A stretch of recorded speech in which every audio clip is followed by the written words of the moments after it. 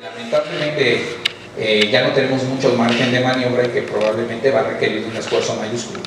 Estamos teniendo una condición muy particular que va a llevar también a un empobrecimiento muy grande en nuestro país.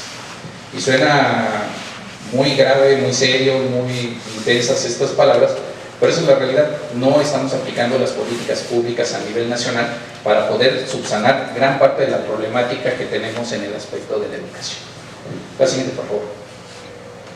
Y estos datos se aplican de manera transversal a todo el sistema educativo, lo que les mencionaba hace un rato. Para el 2050 se espera que la población de mayores de 40 años sea muchísimo más grande, y obviamente esta población va a requerir de muchos servicios, pero no va a tener la posibilidad de trabajar. Y aparte, la esperanza de vida ha estado creciendo. En los últimos años ha disminuido, en los últimos 5 o 6 años ha disminuido un poco la esperanza de vida, pero bueno, eso ya tendrá varias causas. En su momento la historia estará definiendo cuál es la razón. Ahora, la población absoluta de jóvenes para el 2050 será equivalente a la del 2010.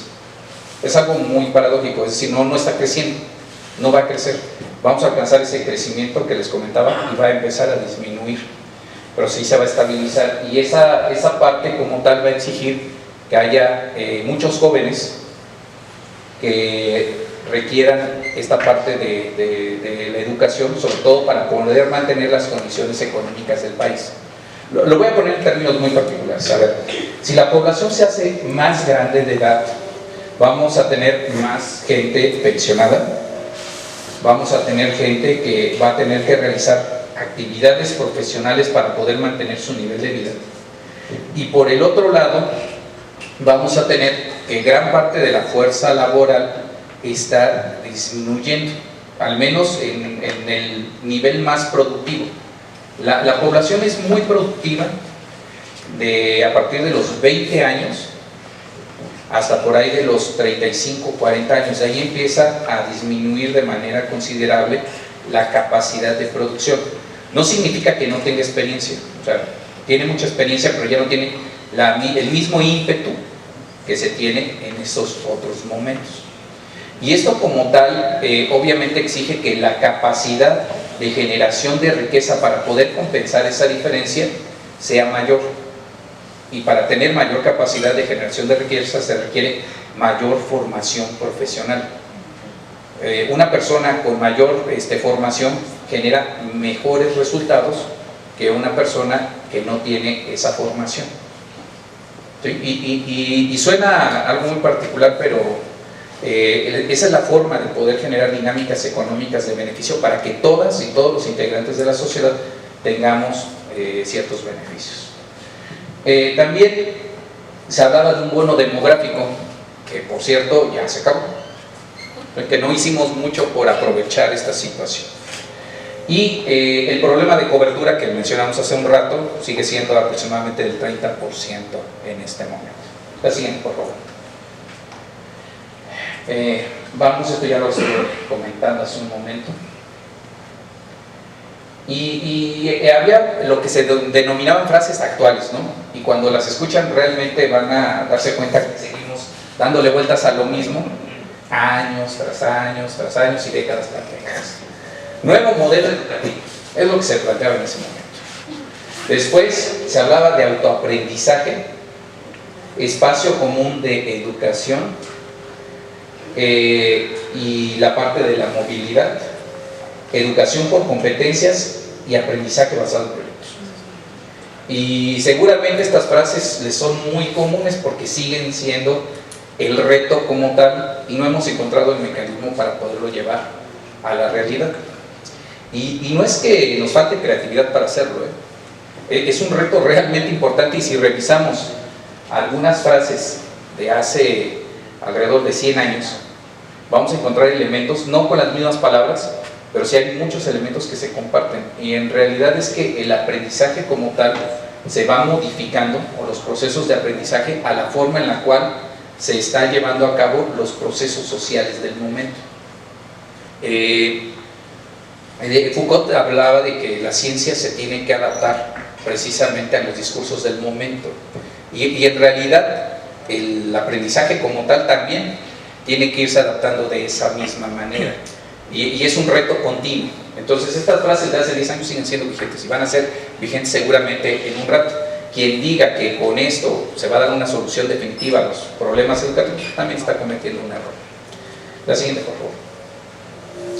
Y lo que les comentaba hace un rato, Aristóteles plantea: la educación nunca termina, ya que es un proceso de perfeccionamiento. La educación dura tanto como dura la vida de la persona. Lo que mencionábamos hace un rato, Confucio mencionaba en el año 500 a.C., dime algo y lo olvidaré, enséñame algo y lo recordaré, hazme partícipe de algo y lo aprenderé. Si regresamos a la anterior diapositiva, muchas de estas se pueden resumir también, ¿no? Cuando hablamos de aprendizaje basado en proyectos, pues básicamente estamos usando lo que dice Confucio. Entonces, esto que dicen que es nuevo, pues no lo es tanto, creo yo. Y lamentablemente ese es un problema, llegan nuevas gestiones, nuevos modelos, nuevos esquemas que plantean una panacea, y la realidad es que la educación sigue siendo la educación. Las estrategias tendrán que cambiar y tendrán que adaptarse precisamente a los discursos que existen en ese momento. Y esta situación como tal se cumplen varios principios como tal que están repitiéndose constantemente en la historia. La siguiente, por favor. La que sigue. Aquí ya ven algunos de los que ustedes también conocen constantemente, y si se dan cuenta, también muchos de estos argumentos se comparten de cierta manera. Los grandes pensadores tratan obviamente de llevar hacia el entorno que se vive en ese momento algunos de estos esquemas de aprendizaje que se dieron en otros momentos. Pero como les comento, también estamos hablando de 1870, 1952, 1740, o sea, ya son cosas que hace muchísimo tiempo se mencionaron y tampoco hemos hecho mucho. Esa es la realidad que tenemos. La siguiente, por favor. Se dice un poco esto, espero no hacer esto. Este caso en particular les voy a comentar. Sugata Mitra realmente no es ni siquiera un investigador del área de la educación.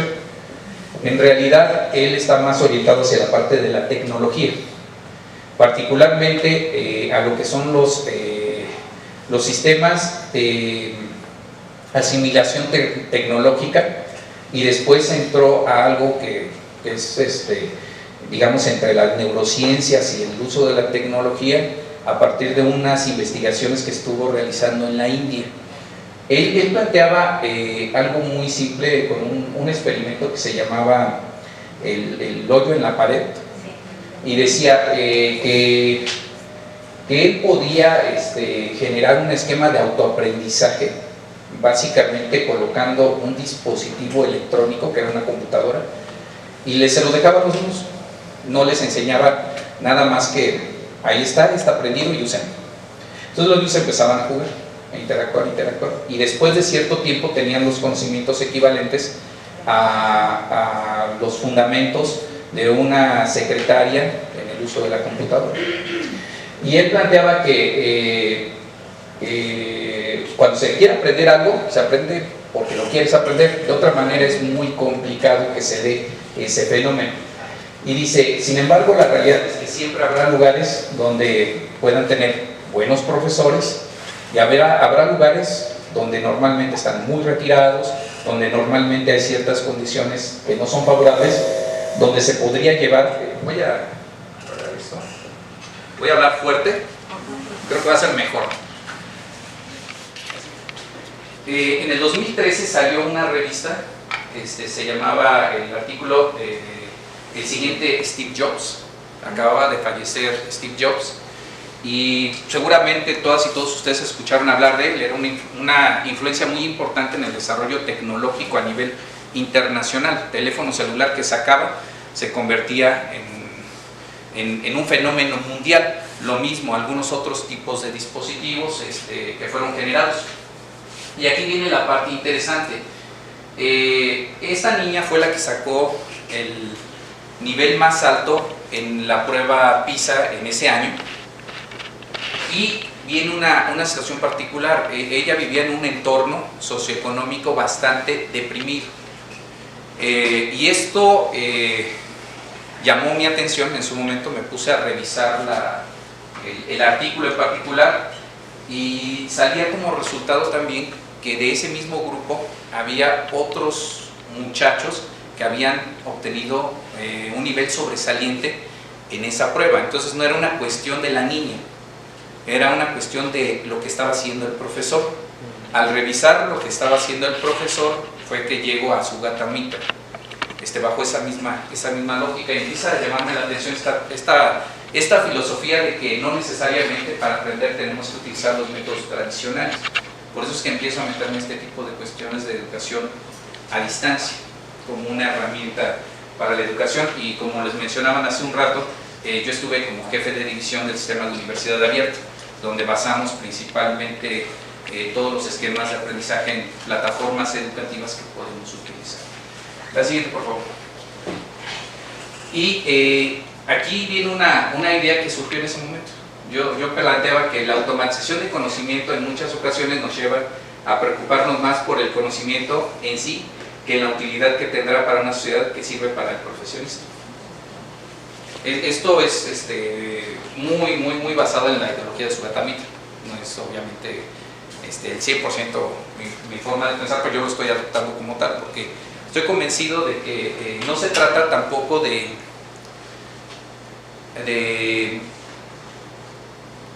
acabar con la función como tal de relación que existe en un entorno educativo, sino generar nuevos esquemas de aprendizaje. En realidad ahí es donde está el reto.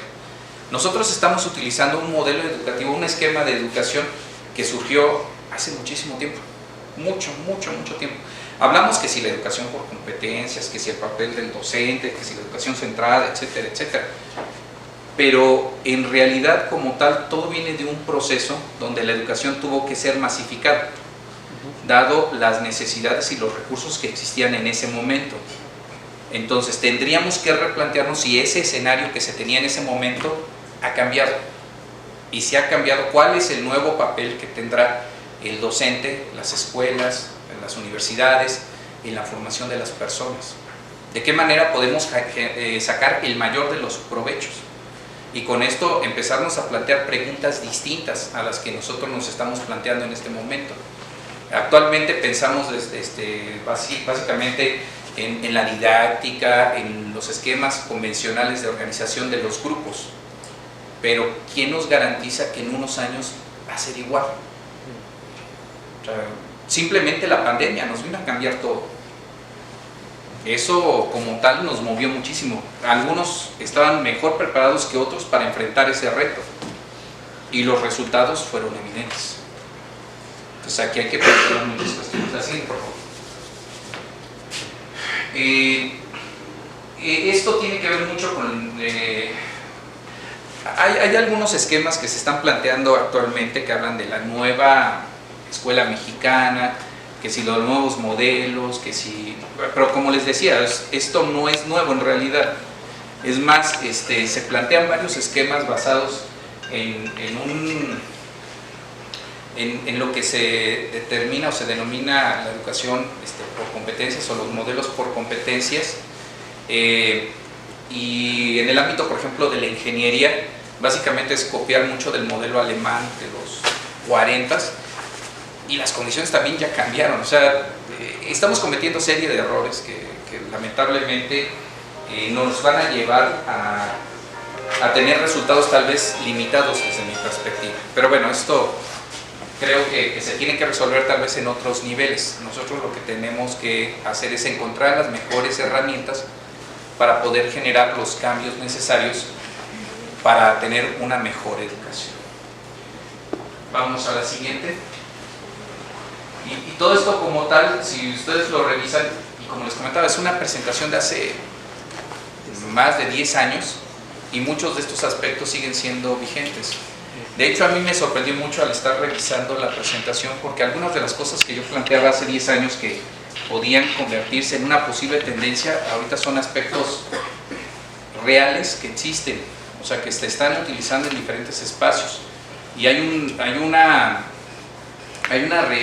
revista, es una especie como de artículo o trabajo que se ejecuta año con año, que se llama el Reporte Horizonte, o el Reporte Horizonte, que están financiando diferentes compañías que se dedican al desarrollo de tecnología, plantean ejemplos, plantean oportunidades, plantean muchas cuestiones que se ven reflejados en los ámbitos educativos a nivel mundial. Y lamentablemente México sigue haciendo cosas que están fuera de eso, y creo que no están aportando realmente a tener soluciones de esa naturaleza. Así, por favor. Y vamos a ver un poquito de la revolución informática para que entendamos qué tan abrupta está siendo en los últimos años. Cuando se habla de educación a distancia, el antecedente más antiguo era hace muchos años en Estados Unidos se empezó a generar lo que se denominaba educación por correspondencia. Eso como tal es educación a distancia.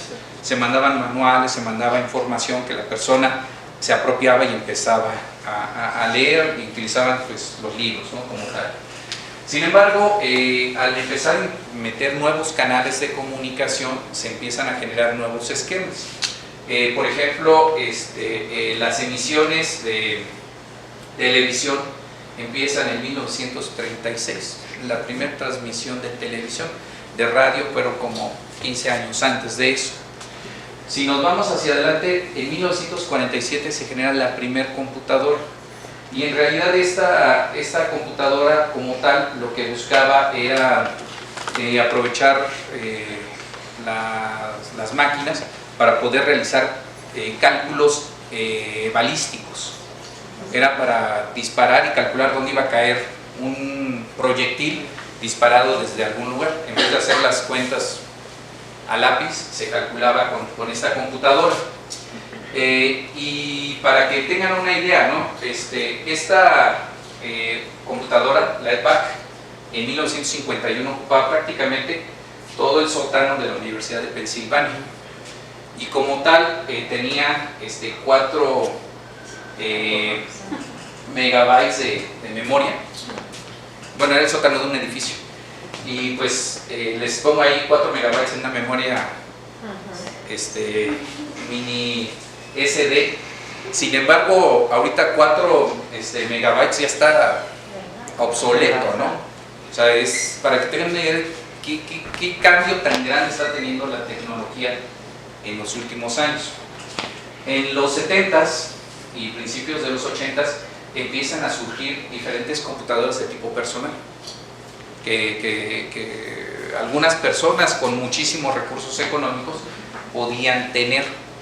Normalmente eran para las empresas, normalmente eran para las universidades, normalmente era para la investigación, para aspectos que estaban alejados de la comunicación habitual. La siguiente, por favor. En 1961 se empieza a generar la idea del correo electrónico como idea, concepto, y se empiezan a transmitir de manera remota cierta información, siendo en 1969 cuando se genera el primer esbozo de la internet. Después, en el 75 se empieza a generar el lenguaje BASIC. En 1981 el primer sistema operativo. En el 83 aparece el sistema operativo Word con sus aplicaciones, todo este tipo de cuestiones. En el 87 el Excel. En el 90 el Windows, hipertexto, la WW. Y empezamos a entrar, la siguiente, por favor. Si se dan cuenta, de ahí para acá es un cambio radical, porque en el 92 empiezan a aparecer los primeros repositorios de información como tal, de manera digital. Empiezan a aparecer los primeros navegadores, y en el 97 aparece Google. Google es una herramienta que logra transformar los esquemas de búsqueda. De hecho, a partir de Google para adelante hay una evolución muy importante en lo que es el acceso a la información. La siguiente es en el 2001 aparece la Wikipedia. 2013, sí, la siguiente, por favor. Aparecen los tatarabuelitos de las redes sociales, el MySpace y Facebook, que muchos apenas lo estamos tal vez empezando a utilizar. En el 2005 YouTube, 2006 Twitter, el iPhone es en el 2007, ahí ya dejas de tener dispositivos, pensar en la computadora como tal y empiezas a tener tus dispositivos móviles para empezar a hacer consultas. En el 2010 es el iPad, o sea, ya estamos más cerca de hoy. Las videoconferencias de Zoom en el 11, en el 12 Instagram, las primeras herramientas fuertes de cómputo de nube en el 13, en el 18 TikTok, y el año pasado esto de aquí va a transformar la educación como ustedes no tienen idea, de verdad, como ustedes no tienen idea, y sobre todo la generación de conocimiento. Apareció este chat en el 30 de noviembre del 2022. Es un chat que está alimentado mediante herramientas de inteligencia artificial y bases de datos, y lo que hacen también es igual, construyen a través de lo que es el conocimiento colectivo que se encuentra en la internet, en la red, y empieza a construir con eso tomando información de diferentes lados. Como es un equipo de cómputo, una computadora toma rápidamente información de muchos lados y construye con eso, y es una forma particular de inteligencia artificial. En este momento como tal va generando o creando conocimiento o genera nuevos esquemas. Si yo, por ejemplo, a la inteligencia artificial le programo, le digo, ¿sabes qué? Necesito unas conclusiones para una conferencia donde planteemos los retos que deberá seguir México con respecto a la educación a distancia, te las da. De hecho, hice el ejercicio, en un rato se los voy a presentar, pero ya después de que veamos todo esto y entendamos de qué situación estamos teniendo. Y el día de ayer, Google, y a mí me parece que más que como que es el aperitivo, va a ser el plato fuerte. Google Bard, que también va a generar los mismos esquemas, pero las bases de datos que tienen de este lado comparadas con las de Google es infinitamente menores. Entonces la capacidad que vamos a tener tanto de procesamiento como de elementos necesarios para poder generar información va a ser abismal.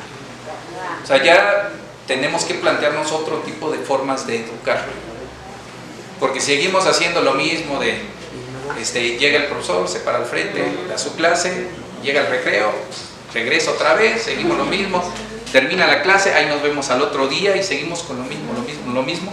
El resultado pues va a ser el mismo, y créanme que no es muy alentador si seguimos avanzando a este ritmo con respecto de cómo van avanzando las cosas. Así de por favor.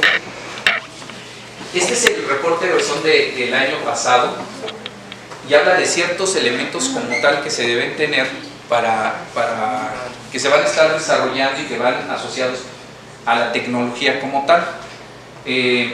Hablamos ya de educación, una especie de educación híbrida entre lo que es educación a distancia y educación presencial, planteado a través de lo que es las tecnologías de la información y la comunicación, habilidades de aprendizaje como tal, pero ya son habilidades mixtas, ya no estamos hablando de aprender en un salón de clases, sino de procesos de autoaprendizaje basados en tecnología también, trabajo remoto, los esquemas de aprendizaje, de análisis del aprendizaje y de lo que es el Big Data, o sea, teniendo información en la nube, bajándola para poderla procesar, manejar de una manera diferente, ciberseguridad, modalidades de modelos instruccionales.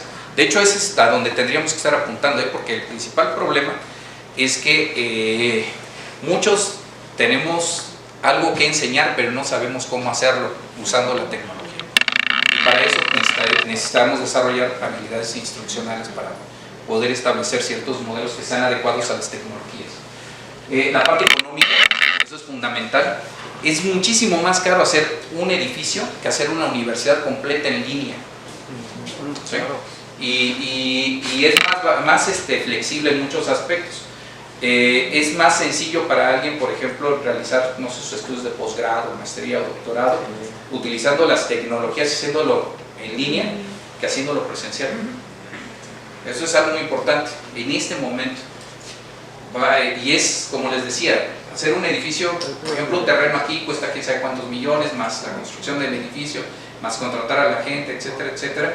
Hacer una universidad en línea es un servidor, programarlo también tiene sus costos, contratar a las personas que van a administrar también tiene sus costos, pero es muchísimo más económico. Desarrollar MOOCs, que eso es algo que sería básicamente programar a la computadora para que haga la chamba solita. ¿Sí?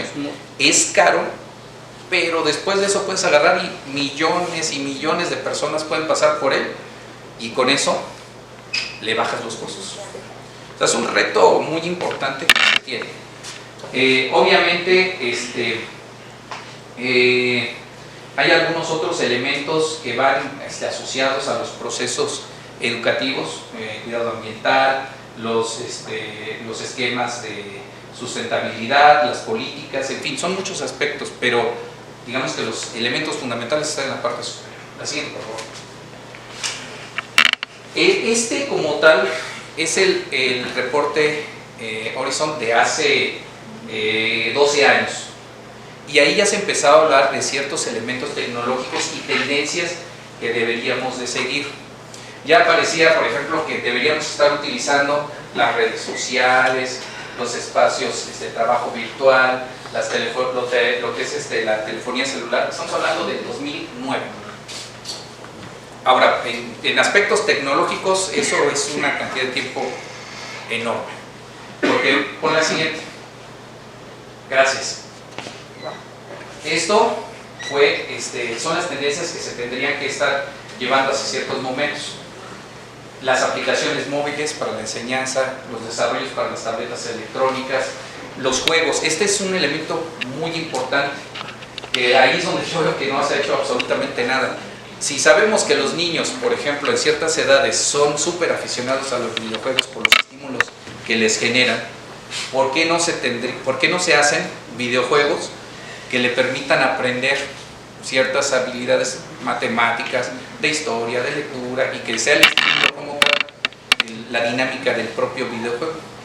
O sea, tendríamos adictos al aprendizaje, ¿no?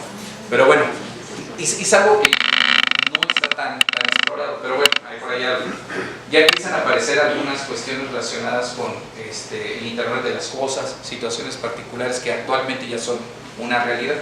La siguiente, por favor. Esto es el día de hoy. Esto pasa en 60 segundos. En 60 segundos hay en Facebook 1.4 millones de interacciones, mandando información como tal. Si se van a algunas aplicaciones, por ejemplo, de comunicación, como puede ser Messenger o el WhatsApp, son 69 millones de mensajes. Si se ponen a revisar en YouTube, son 500 horas de contenido que se suben en 60 segundos. En Twitter son 200.000 twitters que se están publicando. En fin, es una interacción de información impresionante la que tenemos en 60 segundos. Es decir, todo esto que estoy tratando de ejemplificar es para darnos cuenta de la velocidad a la cual se están moviendo muchas de las tecnologías. Antes pensábamos la lógica de que el acceder a la tecnología de alguna manera, etcétera, etcétera, y puede generar algo. Los que ya tienen esa tecnología en este momento tienen acceso a todo esto y cambia, cada 60 segundos cambia a una velocidad impresionante. Los que no tienen se imaginarán qué tan atrás se están quedando en muchos otros aspectos. La siguiente, por favor. Ese es lo que les comentaba hace un rato del reporte de este año.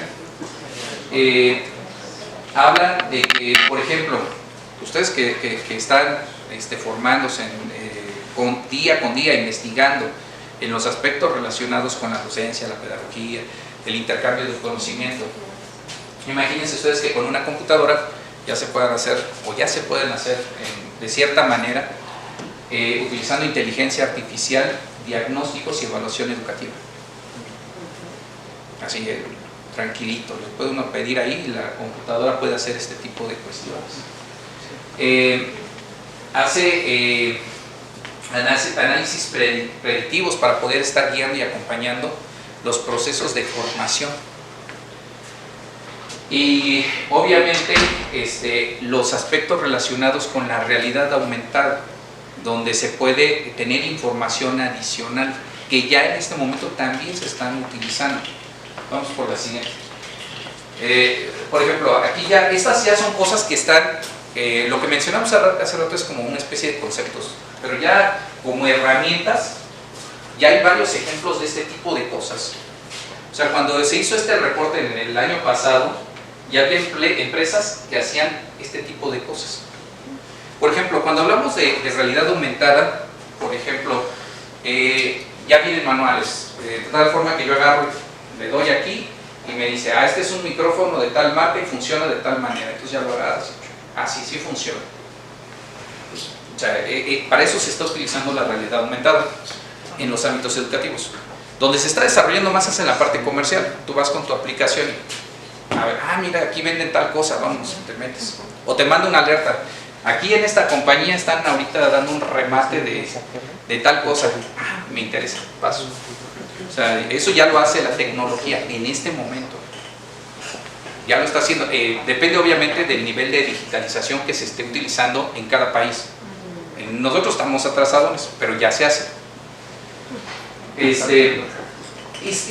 Cuando lo estaba leyendo, honestamente, esta es una de las limitantes más importantes que se tiene en la educación a distancia, la retroalimentación. Porque si ustedes se dan cuenta, cuando alguien está tratando de aprender de manera autónoma, el problema es saber si vas bien o vas mal. Y ese papel lo realizan normalmente un docente que está detrás de la plataforma y te manda en un chat o en algún esquema esa retroalimentación. Ahorita ya mediante inteligencia artificial tú le puedes plantear hasta una duda y te va a responder. Obviamente esta otra parte es la asesoría para escribir artículos académicos.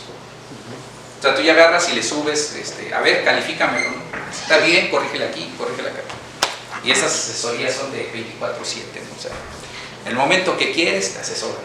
Ahí está la máquina. La siguiente, por favor. Esto fue, lo planteé hace como 10 años en una conferencia y le decía, bueno, estas son las herramientas que tendríamos que empezar a desarrollar. No era tan común, pero ya se empezaba a hacer. Los MOOCs, que son herramientas para poder masificar la educación, está completamente automatizado. Tú generas el objeto de aprendizaje, se administra, se gestiona solo y al final te emite hasta la constancia, ¿no? Lo utilizaban principalmente en ese entonces las compañías que desarrollaban tecnología. En vez de mandar a una persona a capacitar a otra parte del mundo, a otro grupo de personas, decidieron desarrollar estos MOOCs y al final les emitían una constancia o certificaciones que avalaban sus conocimientos con el uso de esa tecnología y era más barato, entonces fueron desarrollando muchos. Los broadcasts, que son básicamente para poder hacer difusión de todo tipo, los sistemas punto a punto de intercambio de información, que eso es muy común el día de hoy, con cualquier tipo de chat, mandas archivos, recibes archivos, subes información, bajas información, armas tu grupo, deshaces tu grupo, en fin, son varias cuestiones. Ambientes de inmersión virtual. Esto ya es les voy a poner un ejemplo en un ratito más, porque hay una compañía, me gustó muchísimo este ejemplo, que es una especie de clínica virtual, donde los alumnos hacen prácticas. Entonces les ponen mediante sus lentes de realidad aumentada y unos dispositivos, empiezan a utilizar bisturís, cosas así, y están haciendo una operación. Obviamente con modelos o prototipos digitales, y es como la antesala para poder salir y ver algo real.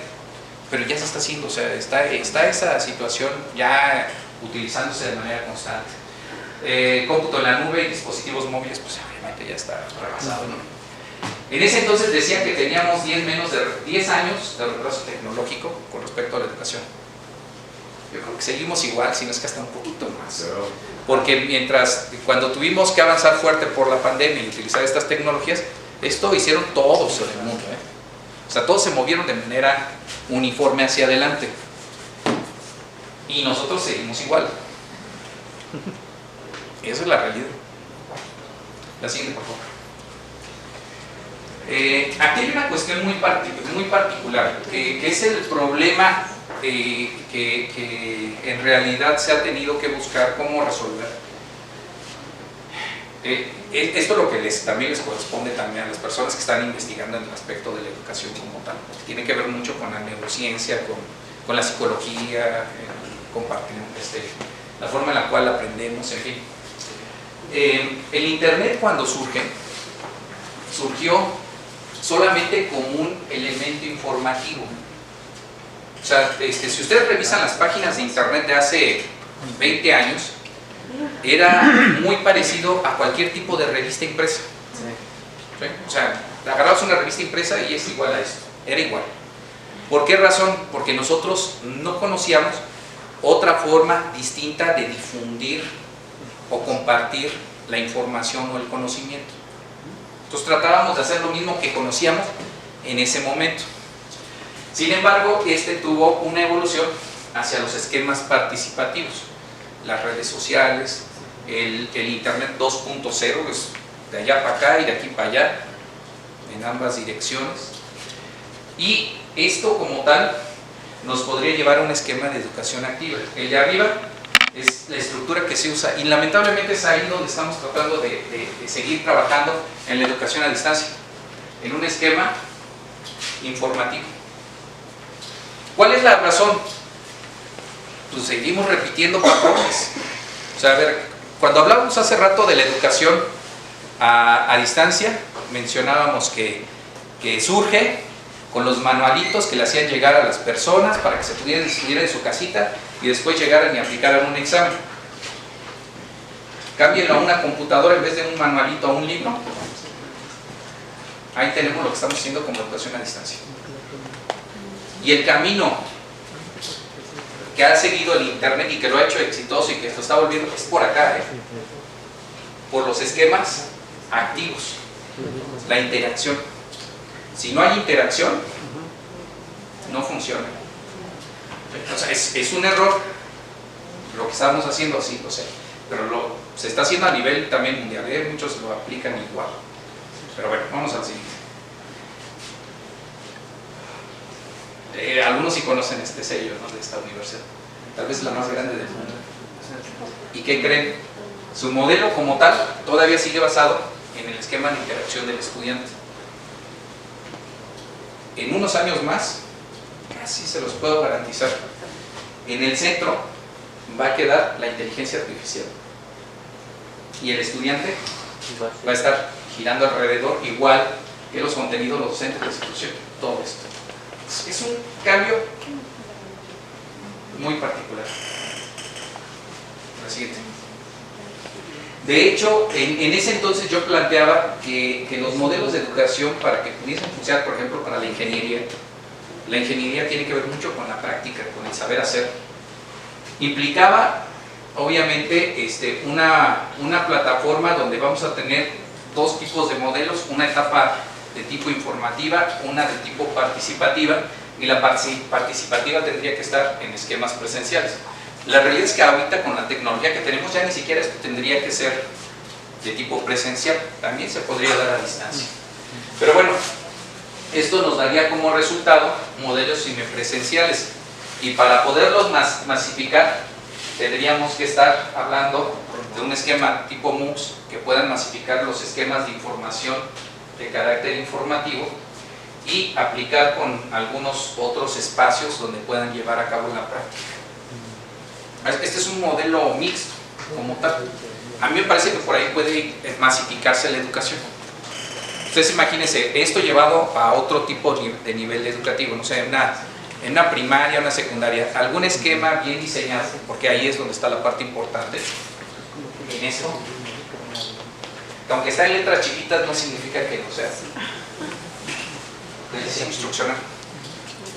Hacer un diseño instruccional adecuado para que capte la atención de los niños, que tengan toda la información y regresen al espacio educativo a compartir, y cambia el papel del docente.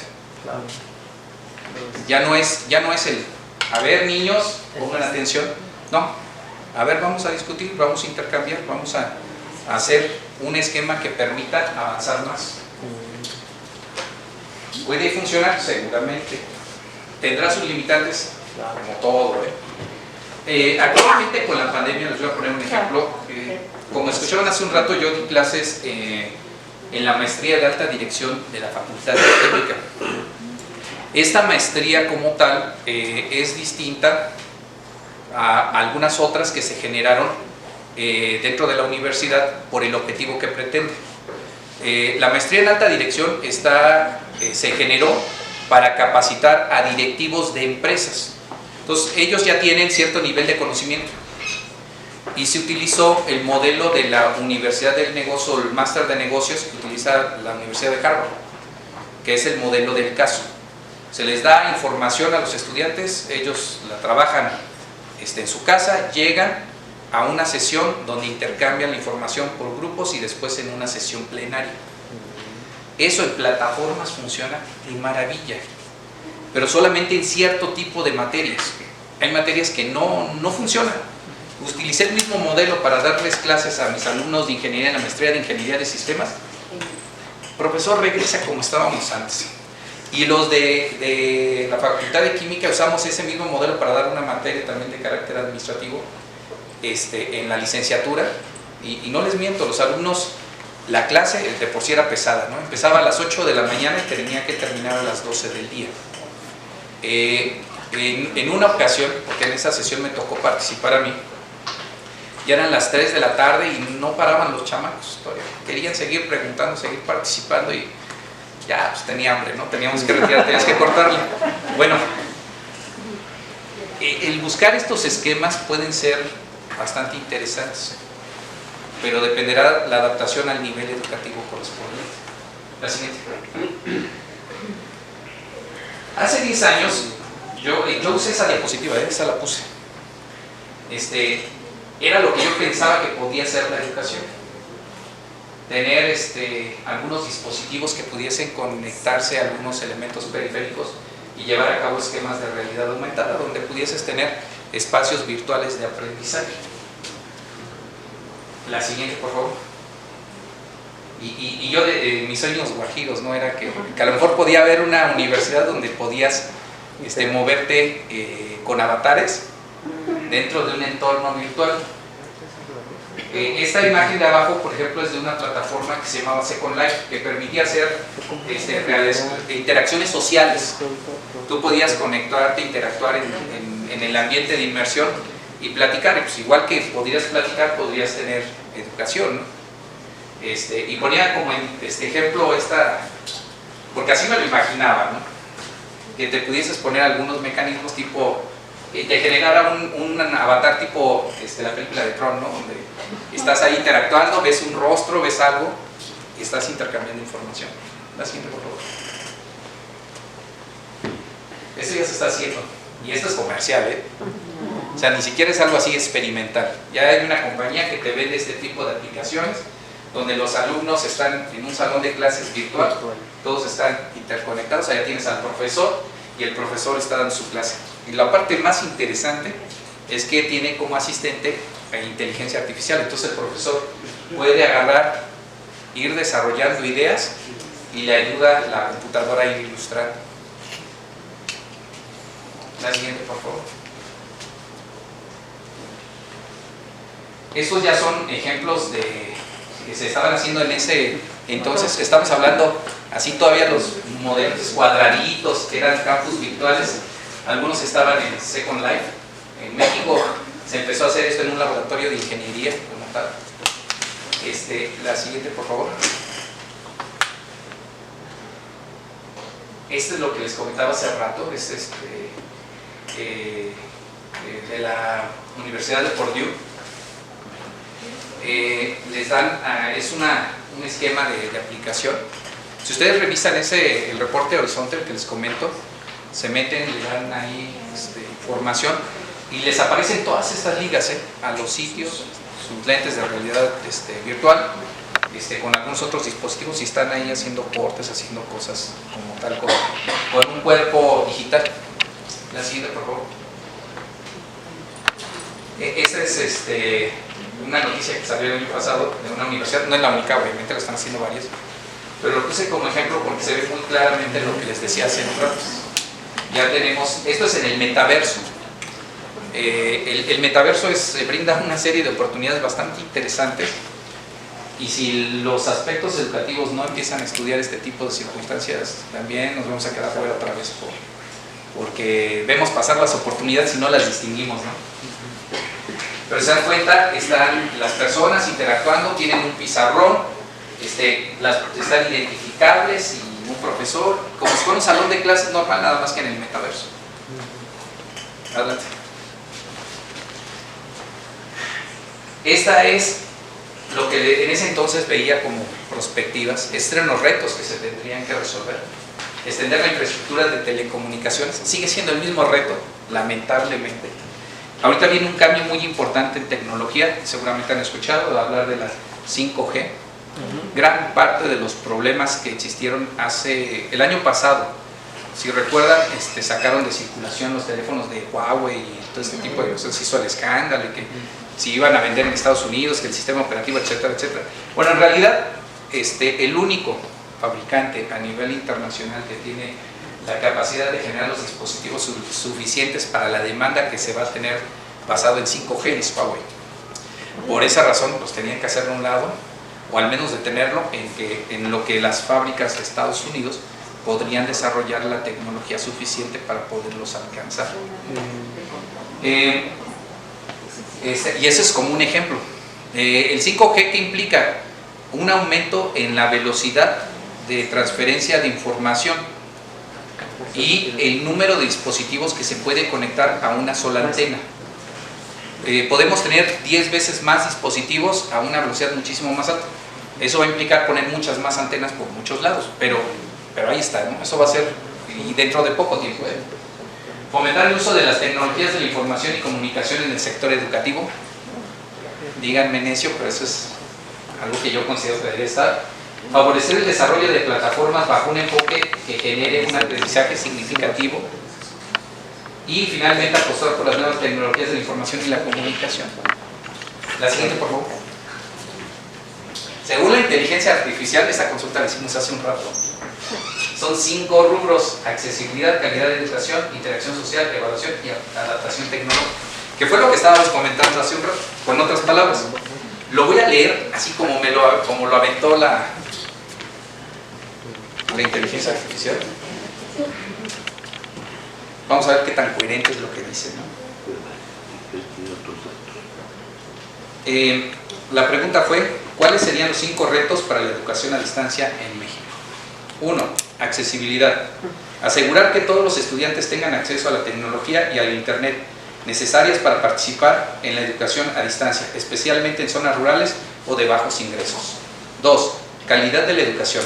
Garantizar que la educación a distancia sea equivalente en calidad a la educación presencial y que los estudiantes reciban una educación integral y completa. 3. Interacción social. Proporcionar un entorno social en línea que permita a los estudiantes interactuar y colaborar de manera efectiva, algo que es esencial en el aprendizaje y en el desarrollo social. 4. Evaluación.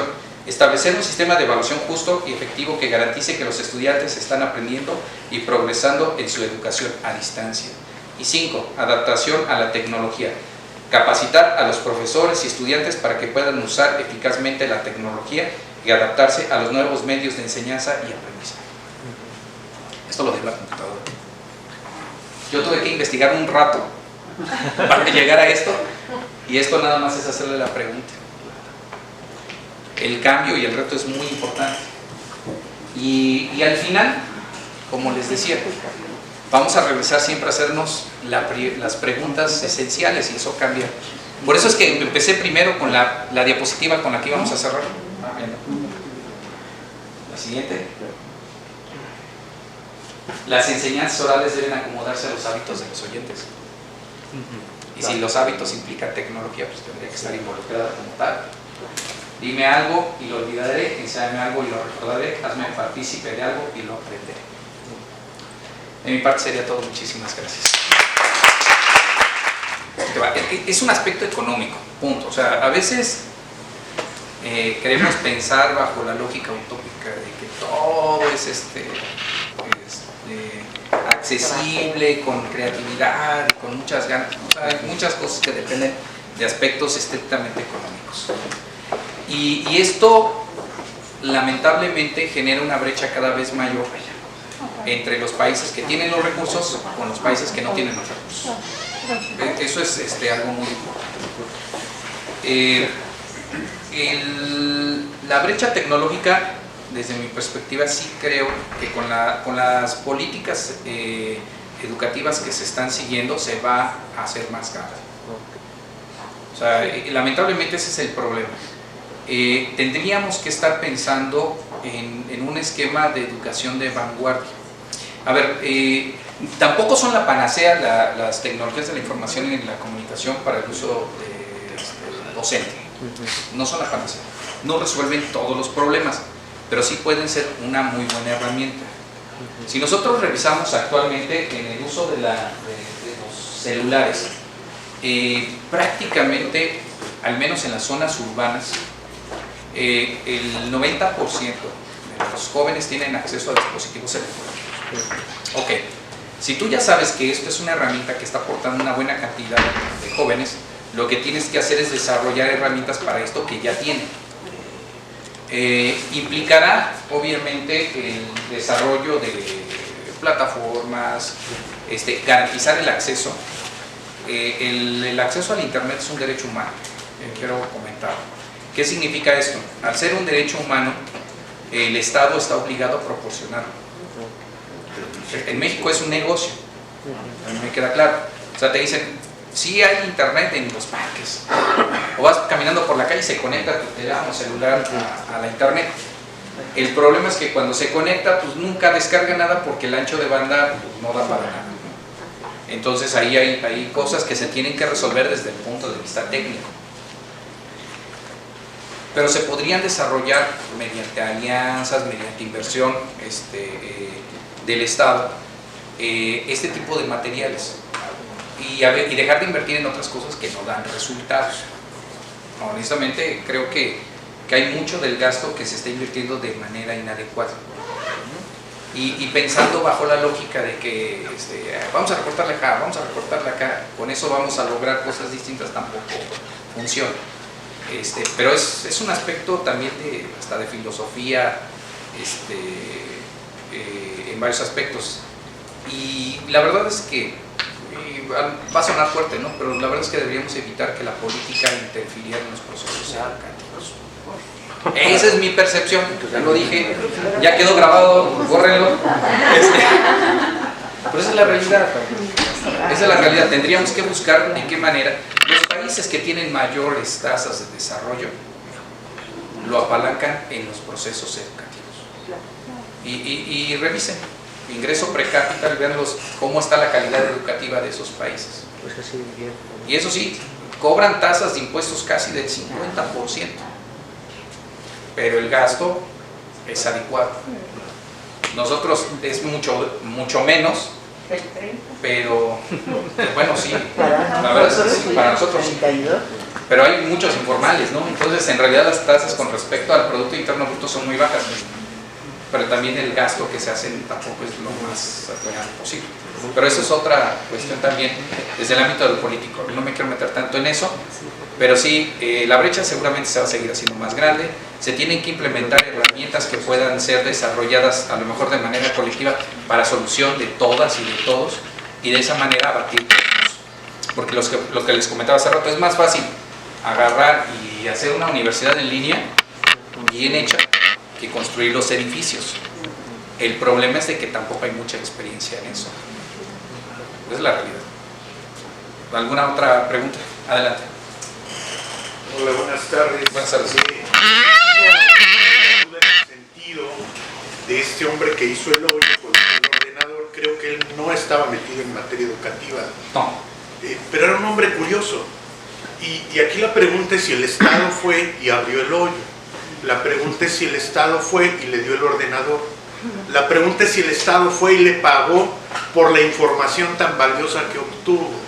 Luego entonces me pregunto si es problema del Estado o es problema de mentes curiosas. Es muy buena pregunta, ¿eh? Efectivamente, el conocimiento tiene que ver, la generación de nuevos conocimientos y nuevos paradigmas, con una semilla detonadora. Es como sembrar la semilla. Pero si no llega a alguien y la riega de alguna manera, pues se va a quedar abajo. O sea, sí son dos cosas que van relacionadas. Yo te voy a poner un ejemplo muy particular. Como se dieron cuenta, pues este es parte de mi interés. En la FES Aragón, donde yo soy director, tuve la fortuna de estar como jefe de división del sistema de universidad abierta. Cuando yo llegué en ese entonces, el sistema de universidad abierta era 2 o 3 salones que estaban compartiendo oficina con la jefatura de división. Era otro salón grande donde también se daban asesorías. No teníamos más allá de 500 alumnos, si acaso. Y si había espacios para dar clases eran pues cuando se desocupaban todos los demás, ¿no? Actualmente esa división tiene un edificio, tiene ya 2.400 alumnos aproximadamente. Tiene la mejor de la facultad, son de los que tienen la mejor tecnología en varios aspectos. Y hace menos de un año, el año pasado, recibimos el sello CALUS. El sello CALUS es una especie de acreditación educativa que generó la Organización de Estados Iberoamericanos para la Ciencia y la Tecnología. Y esta certificación como tal se generó a partir de la pandemia. Dijeron, bueno, la educación a distancia y sus paradigmas son lo que está sosteniendo en este momento la educación a nivel mundial. Entonces vamos a agarrar y generar un estándar que permita garantizar la calidad educativa en este tipo de modelos. Se genera el sello CALUS, aplica obviamente para Iberoamérica, y se invitaron a 4 universidades en el mundo. Una de ellas es la UNAM, y el programa que se recibió el reconocimiento es Derecho SUA-FES Aragón. O sea, a mí me parece que sí se pueden hacer muchas cosas, pero si te interesa, si no te interesa, puede llegar, y lo mismo pudo haber sido en otra facultad de la universidad. Lo que cambia a veces es el interés y el destino de recursos económicos y materiales para hacer que las cosas funcionen. ¿Por qué me parece que esto como tal que estamos viendo, que puede ser una herramienta muy importante para resolver algunos de los problemas, tal vez no prospere pronto? Porque yo no veo que haya realmente interés en ello. Todavía se sigue viendo como algo así lejano. Y de verdad, la parte de la inteligencia artificial, o sea, yo creo que no va a ser un tren, va a ser una locomotora, o sea, que va a arrasar con muchas profesiones, con muchas formas de hacer las cosas como se hacen actualmente. Y ni siquiera estamos, pues, por curiosidad entrándole, ¿no? Eso es lo peor. Pero sí, sí es una cuestión conjunta, ¿eh? No es tan solo la situación. Si no tienes recursos, no pasa de ser una curiosidad que alguien descubrió, que alguien encontró. Y eso también es como tal, ¿no? O sea, lo que encontró Sugata Mitra también fue una curiosidad que algunas personas leyeron en algunos journals, porque al final fue eso, y que empezaron a replicar en otros lados como tal. Así es eso. Adelante, perdón. Hola, buenas tardes. Mira, en varios momentos de la conferencia se resaltan las tecnologías de la información y de la comunicación, ¿no? Que son las TICs. ¿Hay algún elemento en específico por los cuales se retoman las TICs en lugar de las TICA? Ok, va. Lo que pasa es que en realidad las tecnologías ya para el aprendizaje están basadas en las tecnologías de la información y la comunicación todo el tiempo.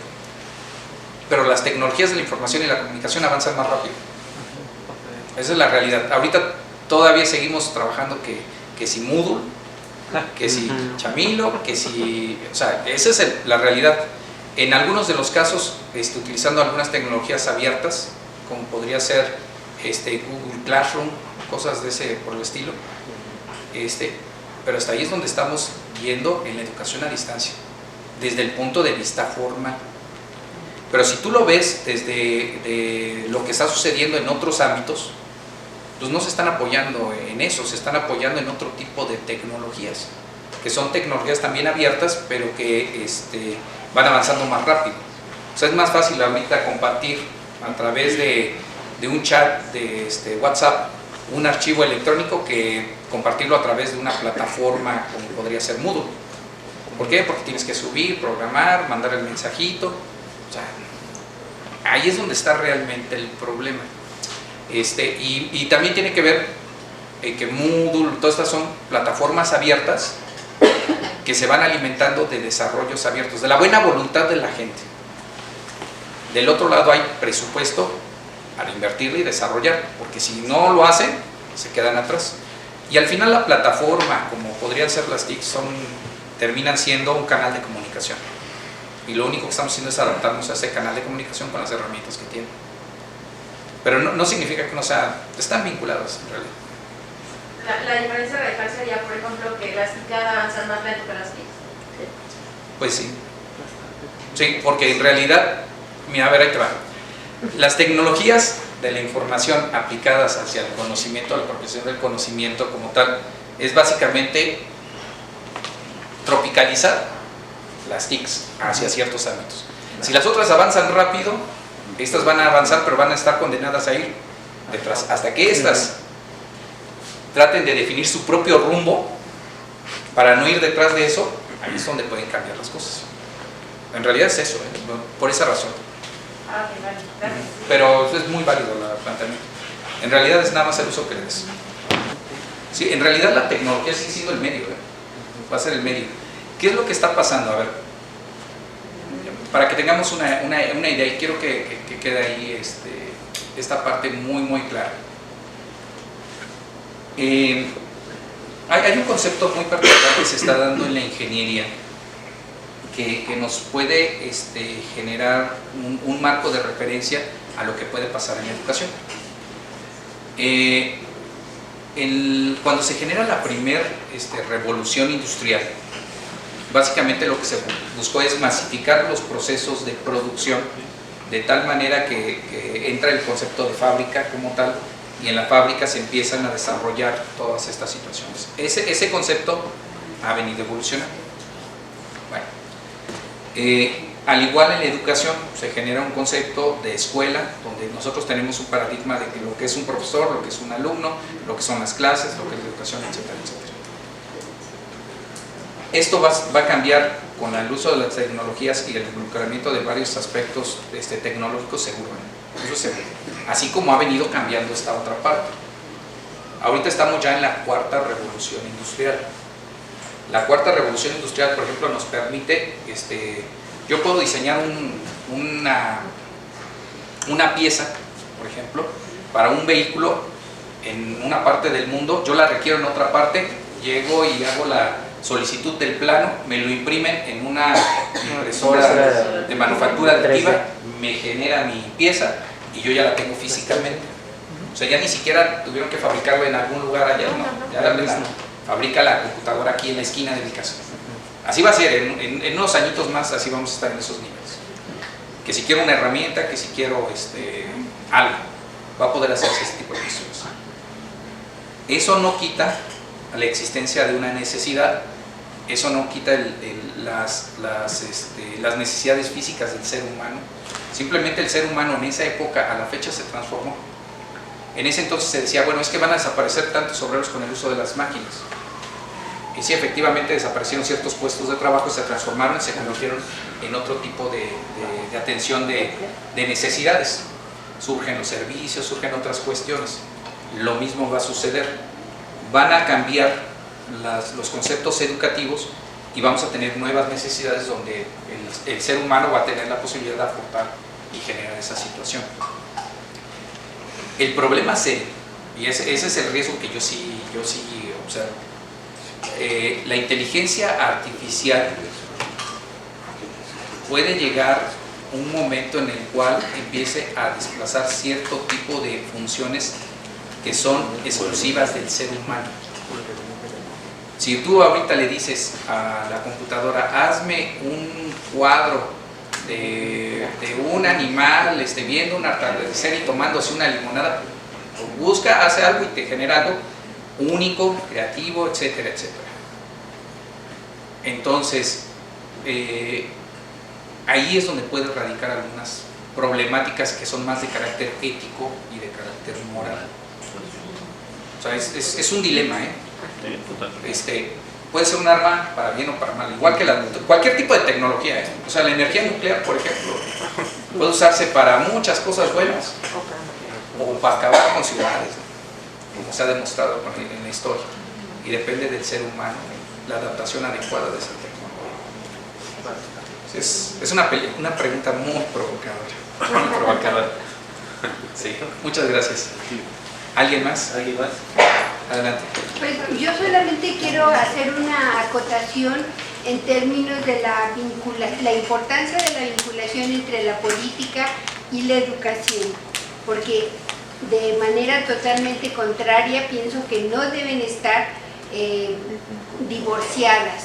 Y tan es así que una de las prioridades políticas ahorita que hay es no solamente cumplir con la electrificación de todo el país, sino con el llevar el internet a todo el país, porque las empresas particulares no quieren ir a llevar el internet a donde no es negocio, y entonces sí es una política de Estado para ir generando y tratar de ir disminuyendo esas brechas que parecen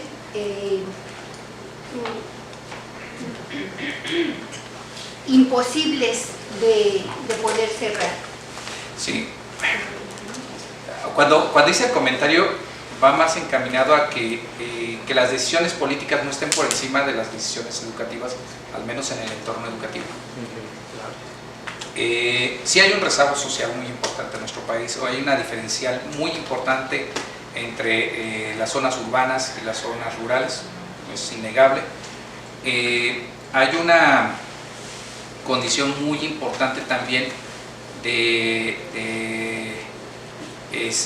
brecha entre los factores económicos de las personas, de todas y de todos los mexicanos, y el aspecto más importante que agrava esa brecha es la educación, honestamente.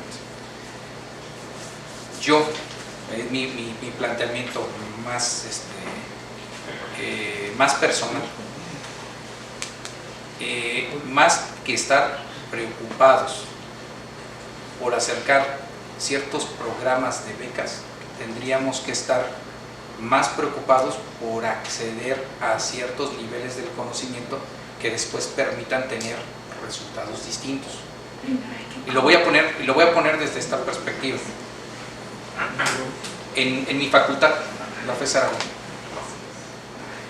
tenemos un presupuesto de una cierta cantidad que me garantiza tener alrededor de 45,000 pesos por alumno por año. Cuando lo revisamos y lo empezamos a prorrogar en otras cuestiones, nos damos cuenta que el 97% de ese presupuesto se va en salarios, tanto de profesores como el personal administrativo de la dependencia.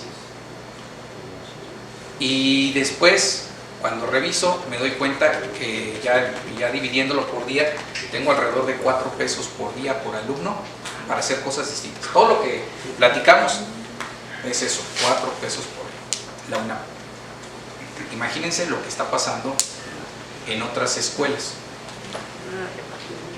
4 pesos por día en un mes, pues nos dan 120 y tantos pesos. Está por debajo de lo que se está dando por otros lados.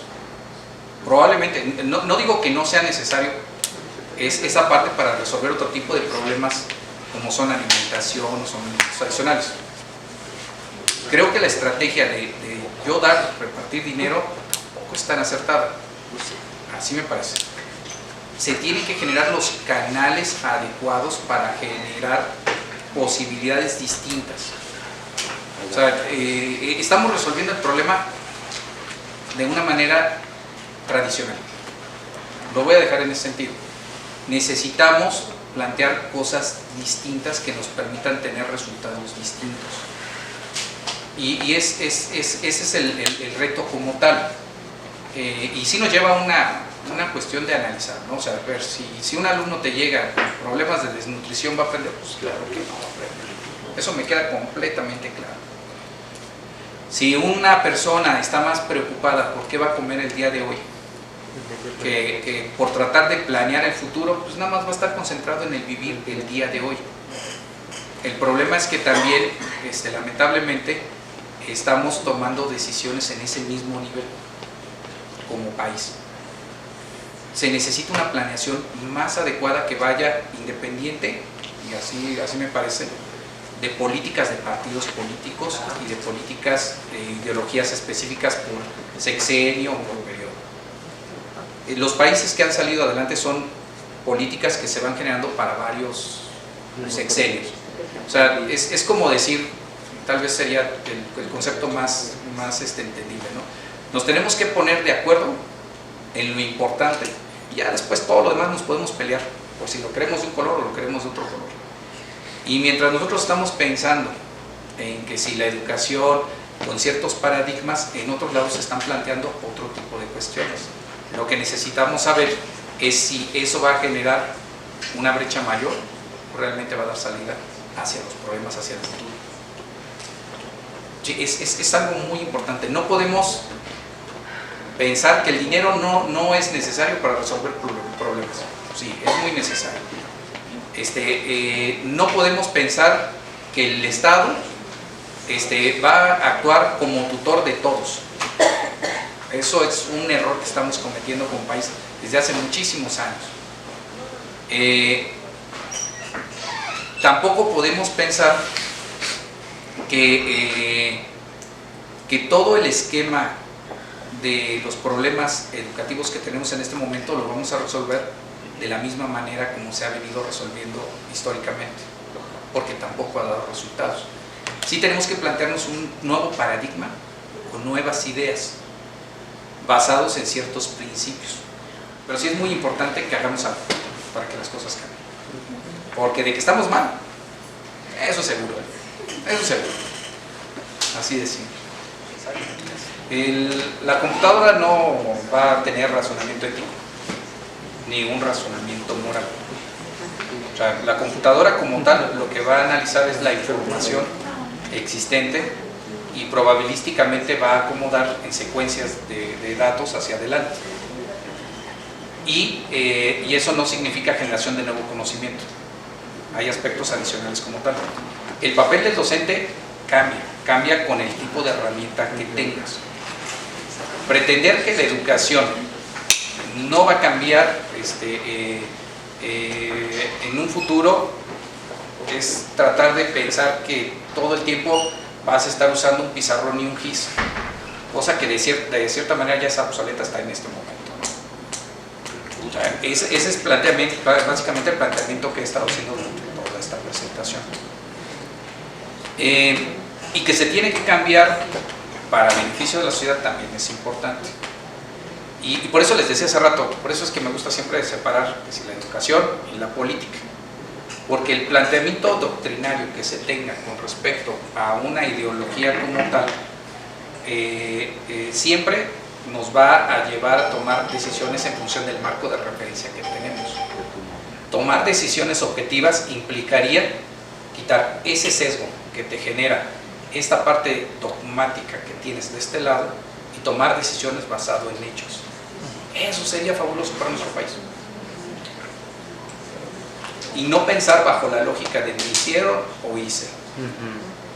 O está estos elementos históricos como tal, sino decir, ¿sabes qué? Ok, esto pasó, actualmente qué tenemos y con lo que tenemos a dónde podemos llegar. Y concentrarnos en esa situación. Mientras sigamos pensando en un esquema hacia atrás, no vamos a poder ver las oportunidades hacia adelante. Así de simple. Esto es simplemente un mar, y creo que ni siquiera es lo único. Hay muchísimas más cosas relacionadas con este esquema. Esto es solamente aplicado a entornos educativos. En los siguientes años, en los siguientes 10 años, las economías más importantes del mundo van a basar todo su desarrollo de generación de riqueza en tecnologías de la información y la comunicación y en el uso de que nombran Big Data, procesamiento de grandes volúmenes de información para poder determinar aspectos hacia el futuro. Entonces, si nosotros lo dejamos de lado, está complicado. Tampoco podemos dejar de ver todo lo que estamos todos los problemas que están, que no son ahorita también, o sea, eso me queda completamente claro. Y tampoco tienen que ver ni siquiera con un color, una cuestión política, lamentablemente.